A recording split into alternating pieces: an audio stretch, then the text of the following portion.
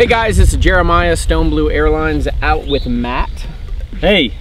Matt has been doing the build up on this Team Legit wing that we're going to be featuring here today. Clean build. Tell us a little bit about what you did on the build and... Well, let me tell you what I did on the build. I came close to disaster at first. I mean, really, because I have to confess, I was kind of making fun of you. Oh, is that how this goes? Well, yeah, but for a lot of these builds that you've been building up and stuff like that, the manufacturers state that you really need 4 cells, you know, and that's what they really use. Right. Well, you've had this hesitation to go out there and buy, you know, a whole bunch of new batteries and everything for, you know, this 4-cell craze. Well, I run 3-cell pretty much on every plane I fly. Running them in parallel, everything else. But I mean, we've had some issues with that. Right. Yeah. So this was set up to run on a 4-cell. So what happened here? Well, what happened was, you know, you kind of, you know, open mouth, insert foot. I had a 2200 3-cell, and I'm looking at the size of the wing and everything, and I'm thinking to myself, you know, I don't want to go out and buy anything bigger, so I'm just kind of, I guess, you know, bad company corrupts good character. So needless to say, we're running 3-cell on this. Does it need 4-cell? I don't think it does. If you got the right motor combo set up on here, you can get plenty of power from a 3-cell setup that you really can from a 4-cell. I know you 4-cell guys are going to probably flip out on that. Well, I couldn't see actually fitting a 4-cell on this because it's so small. Yeah, it ends up being a thicker battery. We also bumped it up to a 3000 versus, what were they recommending, a 24, 2300? 2350 4-cell, something like that. Yeah, somewhere in between. Yeah. It's set up for a GoPro, but we went ahead and we've got it set up with a Mobius on it. Again, our own tweaks. Beautiful build, used some fake carbon laminate stuff underneath. It really is a nice build. Well, there's fake carbon and real carbon. Yeah. Just try to tell the difference from the camera, why don't you? All right, so I got to bring some closure here to the motor mount. We're gonna see how everything works. You did a good job mounting this. The motor mount was pretty dirty on this particular one. Johnny, I'm sure you were forging it in the basement somewhere, but it's a nice little motor mount. You don't need anything bigger, but it probably should be, hopefully the other kit's coming out, maybe a little bit cleaner looking. Well, you know, I took a little wire brush to it, cleaned it up in a snap, but you know, at the same time, I think we had shot a preview for this, and I was filming that one, and I just about lost it when you said it was kind of a Lord of the Rings look, but you know, it's all fun, it's good, it's a good product. Yeah. There was nothing wrong with the plate. It was just... How was the build overall? Was anything missing in the overview? There's no manual. It's pretty much everything in the box, and then you go to the website or the YouTube channel to get the updates on. Yeah. Well, there was. I mean, as far as the build goes, I mean, look at it. There's not a lot to it. It's the wing. They actually have an interesting little bit of coroplast here to protect the camera and everything. But I did notice something, Johnny. It just never dawned on me. You know, doing the laminate on this stuff and everything. He had a completely different way of doing it. And when we did the unboxing, you know, we took out the extra EPP. You know, that it came packaged in. And I mean, just out of force of habit, we immediately threw it away. And doing the laminate, they had kind of a cool idea from Team Legit on how to. Yeah, I mean, it never dawned on me. What they did was they took the. I guess like they call them wing molds, or whatever. I don't know. I have to go back and take a look at the videos again. But what they did was, you know, they were talking about guys that had done it, you know, some of their wings with the group that they were doing, and they were putting them on tables and using the heating iron, you know, and kind of you know, putting laminate on that way. But so you're essentially setting the wing in a cradle, and then ironing down so that if you see here, the airfoil is quite thin on this wing, and so it kept it. What was the idea? Is basically keeping it from warping. Keep it from warping. Yeah. When you put the pressure on it, when it has the well, there's a little puppy. Ian. There's a whole lot of dogs walking around. We're out at the park here today. All right. So so the wing cores to help with basically applying the laminate and not messing up or I guess damaging the. Well, you could do it easily, I would think. I mean, pushing down, putting weight on a wing like that while you're heating it up, laminating it. Yeah, it wouldn't take very long at all. Guys, take a look at it. Beautiful little wing right here. Very nice build. Matt is a master builder. I don't know what that puts me in the class of, but excellent, beautiful build. Matt's gonna also be working on some other builds here with me, and excited about that. Let's get it in the air. I think that they're probably sick and tired of us sitting here talking about it anyway. Now, we're running a Guardian stabilizer. Matt likes this. I'm actually pretty impressed with the darn thing. Well, being such a small wing too, and we have a little bit of a breeze. You know, I would think that it's going to be twitchy without a stabilizer. It's definitely going to work well. I have a flinch with a KK board set up with a stabilizer, and it really turns these little wings extremely flyable, and also you can really stall them out. So guys, let's get this thing up in the air and let's see what she does.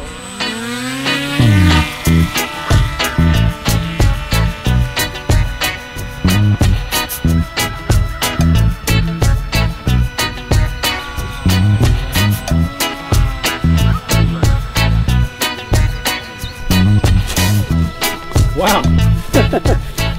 Okay, we just got through doing a quick maiden, just to feel it out and see what the center of gravity was going to do. Now, I mean, this is a unique wing. It has some unique, it's small, and I mean, this sounds incredibly cheesy, but the way you tune up a unique plane like this is unique up on it. So we did a short little maiden, and now I turned down the expo a little bit because I usually dial in about 30% expo when I do a maiden. And then when the pucker factor goes down a little bit, I turn down the expo. So it's down far enough now where it's about 20. I got to dial down to about 20. I mean, I kind of like a little 20%, bit of mush. Yeah, a little bit of mush in the sticks. And we just put a little Fat Sharks 5/8 rig on here, and just for a little, almost a little point and shoot plane. I mean, this is so much fun. The idea behind it, at least the concept that I have behind it, is being able to throw it in the trunk, grab it and go. And talking about the wing while we're doing that, there's one thing on the build videos that Johnny talks about, and what he does, and this is a lot closer to the flinch, what he does is he actually kind of sands off and rounds the leading edge of the wing a little bit. And show what you got there. Well, look at it. It kind of looks more like a laminar flow wing. Yeah, I mean, it's a knife edge right there. It is. I liked it. I left it just to see what it could do. I mean, what could it hurt? This is the newer Mobius that we have with the wide angle lens. Jeremiah and I, we both could not resist ourselves. We went out and bought a couple of copies of each of them. And one of the things that we were concerned about is, how was a wide angle lens going to do on FPV? It's not bad. And also in the margins, it picks up things really crisp. If you think of a fisheye, there's a lot of distortion kind of going. It's not like this on this one. And it's a really, really nice option to think about if you're in the market for a Mobius. Trim was good. It was pretty quick. We did have to add some extra nose weight. Well, it looks like how many? Each of these are a ½ ounce each, or something like that. Oh well, this is actually a neat little trick too. On the winglets, when you want some stiffness here to protect some of the gear, and you might need a little bit of nose weight, what I did was I just kind of pumped the thing full of hot glue. And if you don't leave the hot glue tip in there and everything for it to really start warming up the coroplast, it adds nose weight and it adds rigidity, and it's really worked well so far. Yeah, definitely a nice little fix. So you wanna watch me try to side launch this thing? Yeah, let's do it. All right.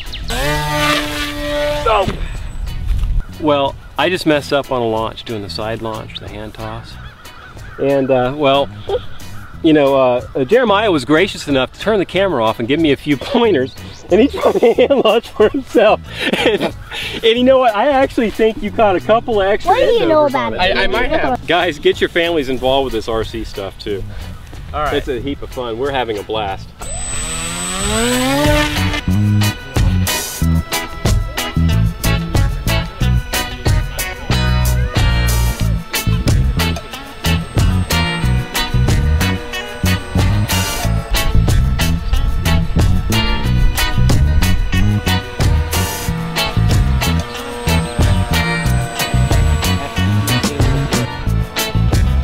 Well, I think we could probably bump up the motor a little bit. All right, guys, this is the last segment we're gonna do here with the Team Legit wing. We're officially gonna do some FPV on it. We've also gone ahead and upgraded the ESC and motor to a beautiful Cobra setup. Cobra Motors also going to be stocking these in the store. Cobra, it's a 2300 kV. We are spinning a 6x4 prop, so we're going to have a lot of power on this, a lot of speed, and I think that's what this wing needs. It really does need to get up and move to get stable, so we're going to get in the air, do our final testing, and do a quick wrap up.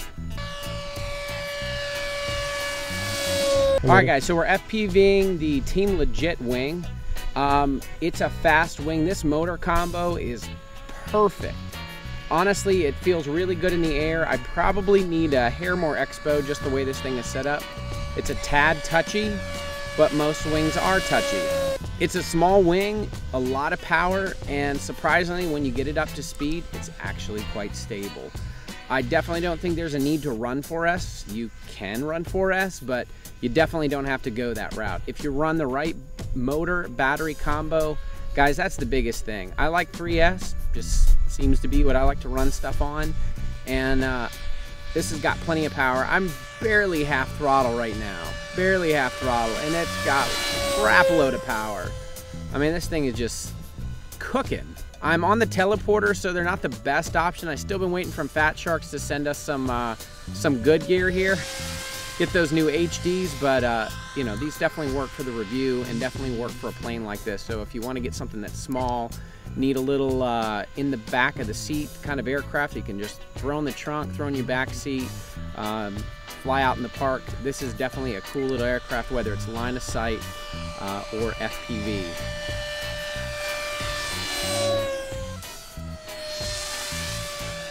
He's cooking. Woo!